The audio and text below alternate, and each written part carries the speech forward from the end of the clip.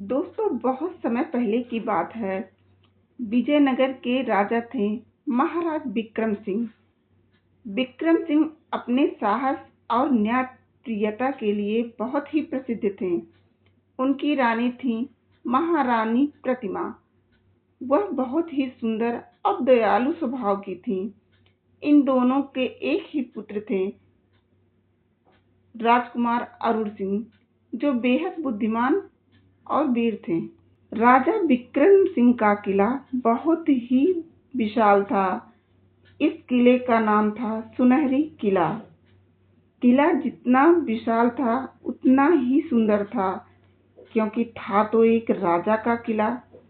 लेकिन विजयनगर की प्रजा इसे भूतों का किला भी कहा करती थी,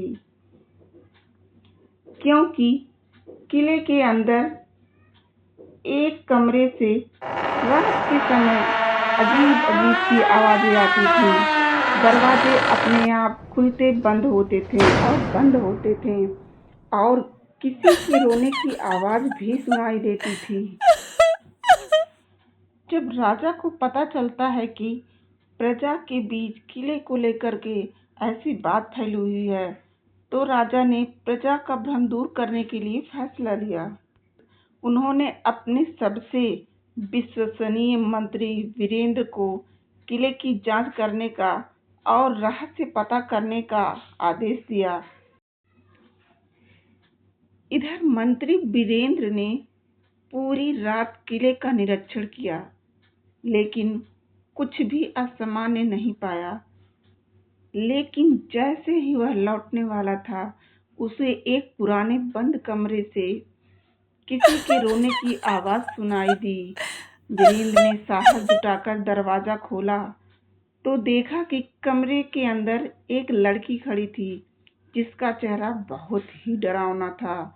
वह लड़की रोते हुए कह रही थी, मुझे न्याय चाहिए, मुझे। दोस्तों, आगे बढ़ने से पहले एक छोटी सी रिक्वेस्ट है, आप वीडियो को लाइक करें, चैनल को सब्सक्राइब करें। वीरेंद्र ने महाराज को जाके सब कुछ बताया। महाराज ने अगले दिन से ही किले के इतिहास को खंगालना शुरू किया। उन्हें पता चला कि कई साल पहले की बात है, जब राजा के पूर्वजों ने इस किले को बनवाना शुरू किया था। उस समय राजकुमार अपने राज्य के एक साधारण सी लड़की, जिसका नाम सुनहरी था, से प्यार हो गया और राजकुमार उसी से शादी करना चाहते थे। लेकिन राजा को यह बात बिल्कुल भी मंजूर नहीं था। पहले तो उन्होंने राजकुमार नकुल को समझाया, लेकिन जब वह नहीं माने तो उन्होंने कहा, ठीक है, जब तक किले का निर्माण कार्य हो रहा है तब तक तुम सुनहरी को महल ले आओ। कुछ दिन महल में रख के यहाँ के तौर तरीके सीख लेगी। उसके बाद किला का कार्य पूरा होते ही मैं तुम दोनों का विवाह करा दूंगा। ऐसा कहते हुए राजा के चेहरे पे एक कुटिल मुस्कान थी। सुनहरी महल में आ गई थी। विवाह की तैयारी और किला निर्माण का कार्य दोनों साथ में चल रहे थे। महल में रहते हुए कुछ ही दिन बीते थे कि सुनहरी अचानक गायब हो गई। उसको किसी ने नहीं देखा। राजा ने राजकुमार से बोला, सुनहरी शायद किसी दुश्मन देश की गुप्तचर रही होगी, इसीलिए वह मौका पाके महल से भाग गई। लेकिन राजकुमार नकुल को यह बात बिल्कुल भी सही नहीं लग रही थी। उन्हें राजा की बात पे बिल्कुल विश्वास नहीं हो रहा था, क्योंकि वो जानते थे कि मेरी सुनहरी ऐसा नहीं कर सकती। दरअसल सच्चाई तो यह थी कि राजा ने राजकुमार की जिंदगी से सुनहरी को निकालने के लिए रात के अंधेरे में किले की दीवार में जिंदा ही चुनवा देते हैं, लेकिन राजकुमार को इसकी भनक नहीं लगती है। राजा राजकुमार नकुल को झूठा प्यार दिखाते हुए बोलते हैं, बेटा, सुनहरी का तो कहीं पता नहीं चला, लेकिन तुम्हारे लिए मैं सिर्फ एक काम कर सकता हूँ कि जो एक किला बनवा रहा हूँ वह तुम्हारी प्रेमिका के नाम पे रख रहा हूँ। आज से इस किले का नाम सुनहरी रहेगा आज से लोग इसे सुनहरी किला के नाम से जानेंगे। कुछ महीनों बाद राजा ने राजकुमार की शादी एक राजकुमारी से करवा दी।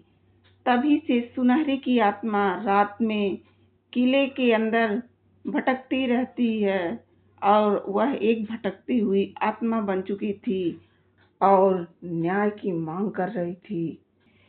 यह सब जानकर महाराज विक्रम सिंह को बहुत ही दुख हुआ। उन्होंने उस कमरे के दीवार को तुड़वाकर दीवालों के बीच से उस लड़की सुनहरी के अवशेषों को बाहर निकलवाया। इसके बाद पूरे सम्मान के साथ उसका अंतिम संस्कार करवाया। इसके बाद किले में भूतिया घटनाएं बंद हो गईं और वहां के लोगों ने राहत की सांस ली। इस घटना के बाद राजा और उसका परिवार उस किले में बहुत समय तक सुख और शांति से रहे। लेकिन राज्य के लोग अब भी कहते हैं कि कभी कभी पूर्णिमा की रात उस किले के पास से गुजरने पर हल्की रोशनी दिखाई देती है, मानो आत्मा अब भी अपने मुक्तिदाता को धन्यवाद कह रही है।